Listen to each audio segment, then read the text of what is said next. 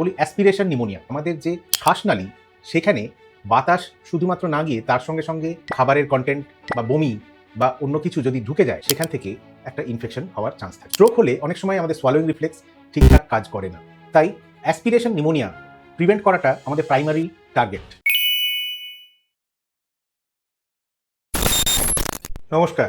প্রায়শই আমাদের হসপিটালে অনেক পেশেন্ট ভর্তি হন, বয়স্ক পেশেন্ট যাদের নিউমোনিয়া হয়েছে। কারণটা অনেক সময়তেই যে ওনাদের ইনফেকশন যে বাতাস থেকে আসছে তা নয়। অনেক সময় নিউমোনিয়ার কারণ কিন্তু আমাদের খাদ্য বা আমাদের পেটের কন্টেন্ট সেগুলোর থেকেও হতে পারে। ব্যাপারটা কি একটু বিস্তারিত না আলোচনা করলে ঠিক বোঝা যাবে না। জিনিসটাকে আমরা খুব সাধারণ ভাষায় আমরা বলি অ্যাসপিরেশন নিউমোনিয়া।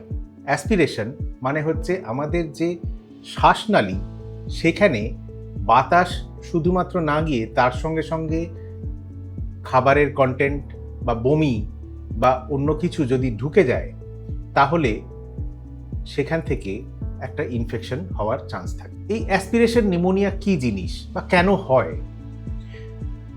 দেখুন, আপনার গলার থেকে যে পেটে এবং শ্বাসনালী এই দুটো জায়গাতে যাওয়ার রাস্তা আছে। পেটে যাওয়ার জন্য ইসোফ্যাগাস আর লাংসে হাওয়া যাওয়ার জন্য ট্র্যাকিয়া। রাস্তাটা কিন্তু দুভাগে ভাগ হলেও আপনি যখন খাচ্ছেন তখন কিন্তু শ্বাসনালীতে কিন্তু ইউজুয়ালি কোনো ফুড পার্টিকেল ঢুকে যাচ্ছে না। তার কারণ আমাদের সোয়ালোয়িং রিফ্লেক্স এমনভাবে তৈরি হয়েছে যে আমরা যখন খাদ্য বা পানীয় কিছু গিলতে যাচ্ছি তখন আমাদের যে ট্র্যাকিয়া বা ল্যারিংস তার ছিপিটা একদম টক করে বন্ধ হয়ে যায় এবং সেই শ্বাসনালীতে কোনো রকম কোনো ফুড পার্টিকেল যেতে পারে না। কিন্তু কোনো কোনো ক্ষেত্রে দেখা গেছে যে এই রিফ্লেক্স মেকানিজমটা ঠিকঠাক কাজ করে না। যেমন ধরুন, কোনো পেশেন্ট যদি খুব ড্রাউজি থাকে বা আপনার বাড়িতে যখন কেউ বয়স্ক মানুষ থাকছেন তাদেরকে জোর করে খাওয়ানোর চেষ্টা হচ্ছে বা তারা তাড়াতাড়ি খেতে যাচ্ছেন বা খেতে গিয়ে অনেক কথা বলছেন, সঙ্গে সঙ্গে দেখবেন যে খেতে খেতে হঠাৎ কাশি আসছে। দেখতে খুব সাধারণ মনে হলেও কাশিটার কারণ কিন্তু অনেক সময়তেই এই খাবার পার্টিকেলগুলো শ্বাসনালীতে ঢুকে যাওয়া। তখনই আমাদের একটা রিফ্লেক্স কাফ তৈরি হচ্ছে। সেই সময়টাতে কোনো অসুবিধে আপনি বুঝতে পারবেন না, কিন্তু পরে দেখা যায় যে ওই খাদ্য বস্তুগুলো যখন আমাদের ট্রেকিয়া দিয়ে নিচে আমাদের লাংসের কোনো জায়গায় গিয়ে আটকে যাচ্ছে সেখানে এই অর্গানিক মেটেরিয়ালগুলোর মধ্যে ব্যাকটেরিয়াল গ্রোথ হচ্ছে এবং সেখান থেকে নিউমোনিয়া হচ্ছে। হঠাৎ করে এই রকম একটা প্রবলেম এসে গেলে আকস্মাৎ আমরা সবাই একটুখানি বিহ্বল হয়ে পড়ি। তাই জানা উচিত যে এটা আমরা কিভাবে আটকাতে পারি। প্রথম জিনিস যেটা আপনাদের মনে করাই যে এটা সবথেকে বেশি হয় যে বয়স্ক পেশেন্ট বা কারোর মাথা স্ট্রোক হয়েছে। স্ট্রোক হলে অনেক সময় আমাদের সোয়ালোয়িং রিফ্লেক্স ঠিকঠাক কাজ করে না। দ্বিতীয় ব্যাপার হচ্ছে জোর করে খাওয়ানোর চেষ্টা, বা বেড রিটেন যদি কোনো পেশেন্ট থাকে তাকে যদি আমরা শুয়ে শুয়ে খাওয়ানোর চেষ্টা করি বা জল দিতে চেষ্টা করি তখন কিন্তু অ্যাসপিরেশন নিউমোনিয়া হওয়ার খুব চান্স বেশি থাকে। হসপিটালেও অনেক সময় শুনে থাকবেন যে হাসপাতালে ভর্তি হয়েছেন, সেখানে একটা সিম্পল সার্জারির জন্য ভর্তি হয়েছেন, কিন্তু তারপরে দেখা যাচ্ছে যে পরে একটা নিউমোনিয়া হঠাৎ করে ডেভেলপ করেছে। এটা হতে পারে। বা কোনো পেশেন্ট যদি খুব ড্রাউজি বা স্ট্রোক নিয়ে ভর্তি হয়ে থাকেন সেই পেশেন্টেরও অনেক সময় যে এই গলার মধ্যে যে আমাদের যে লালারস আছে সেই লালারসও কিন্তু যদি ট্রিকল করে আমাদের ট্রেকিয়ার মধ্যে যায় সেখান থেকেও এই অ্যাসপিরেশন নিউমোনিয়া হওয়ার একটা চান্স থাকে।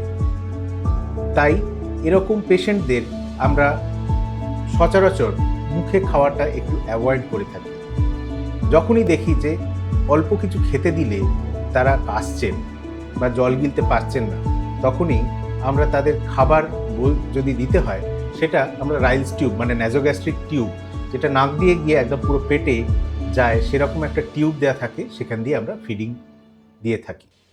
সেরকম আর একটা কারণ হচ্ছে যে আমাদের গ্যাস্ট্রোএসোফেজিয়াল রিফ্লাক্স, যেটা আমরা ঘুমিয়ে পড়লে অনেক সময় আমাদের স্টমাক কন্টেন্ট যে অল্প অল্প করে রিফ্লাক্স হয়ে গলার মধ্যে ফেরত চলে আসে এবং ঘুমন্ত অবস্থায় আমাদের কোনো সোয়ালোয়িং রিফ্লেক্সও থাকছে না এবং সেগুলো আস্তে আস্তে ট্রিকল করে আমাদের ট্রেকিয়ার মধ্যে দিয়ে গিয়ে লাংসে পৌঁছে যাচ্ছে। আমরা সবসময় বলে থাকি যে যদি কখনো কারোর রিফ্লাক্স ডিজিজ থাকে তাহলে কিন্তু তারা খাওয়ার অন্তত 2 ঘন্টা পর যেন শুতে যান, তাহলে রিফ্লাক্স হওয়ার চান্স কম থাকে। এই অ্যাসপিরেশন নিউমোনিয়া হলে কি করে বুঝবেন? এটা যে কোনো অন্য নিউমোনিয়ার মতোই প্রেজেন্ট করতে পারে। যেমন ধরুন অক্সিজেনের মাত্রা কমে যাওয়া, শ্বাসকষ্ট হওয়া, কাশি হওয়া, জ্বর হওয়া, বয়স্ক পেশেন্টদের অনেক সময়তেই ড্রাউজিনেস হওয়া এবং তারা একটা অল্টার্ড সেন্সোরিয়াম মানে কথাবার্তা ভুল বলছেন, এরকমও হতে পারে। চিকিৎসা যে কোনো অন্য নিউমোনিয়ার মতোই হাসপাতালে ভর্তি করে অক্সিজেন দেয়া, অ্যান্টিবায়োটিক দেয়া, ফ্লুইড দেয়া, খাওয়া দাওয়াগুলো রেগুলেট করা, প্রিভেন্ট করাটা সব থেকে বেশি ইম্পর্টেন্ট। সেই জন্যে কোনো ড্রাউজি পেশেন্ট থাকলে তাকে আমরা জোর করে খাওয়াই না। দ্বিতীয়ত, শুয়ে শুয়ে একদম খাওয়াবেন না, সবসময় বসিয়ে খাওয়াবেন এবং খাওয়ানোর পর যেন আধ ঘন্টা বসে থাকেন সেটা দেখতে হবে। যারা পুরোপুরি উঠে বসতে পারেন না তাদের জন্য আমরা বলি যে অন্তত ব্যাকরেস্ট দিয়ে বসানোর জন্য। জোর করে খাওয়ানোর চেষ্টা করবেন না, আর একসঙ্গে বেশি খাওয়ানোর চেষ্টা করবেন না। 1 চামচ, হাফ চামচ একটু একটু করে খাওয়ানো। খাওয়ার সময় কথা বলতে বারণ করবেন। অল্প অল্প খেলে সেটা অ্যাসপিরেশন হওয়ার চান্স অনেকটাই কম থাকে। তাই অ্যাসপিরেশন নিউমোনিয়া প্রিভেন্ট করাটা আমাদের প্রাইমারি টার্গেট। যখনই এরকম কোনো পেশেন্ট থাকবে আপনার ডাক্তারের সঙ্গে যোগাযোগ করুন। যে পেশেন্ট খেতে গেলে কাশছে, লিকুইড গিলতে গেলে কাশছে, তাকে জোর করে খাওয়াবেন না। ওষুধ দিতে গেলে কাশছে, তাকে জোর করে ওষুধটাও খাওয়াবেন না। দরকার লাগলে সোয়ালো থেরাপিস্টের হেল্প নিন, ডাক্তারের হেল্প নিন। যাদের বেশি এরকম অ্যাসপিরেশন নিউমোনিয়া হওয়ার চান্স থাকে তাদেরকে আমরা রাইলস টিউব দিয়ে খাবার, জল, ওষুধ সব কিছু দিয়ে থাকি। প্রিভেনশন করতে পারলে সব থেকে ভালো। আশা করি এই ভিডিওটি আপনার পছন্দ হবে এবং এটা আপনার পরিবারের কেয়ার গিভারদের মধ্যে শেয়ার করবেন, যাতে আপনার বাড়ির বয়স্ক মানুষ যারা ডিমেনশিয়াতে ভোগেন, যাদের মধ্যে এই অ্যাসপিরেশন নিউমোনিয়া হওয়ার চান্স বেশি, তাদের সুরাহা হয়। নমস্কার।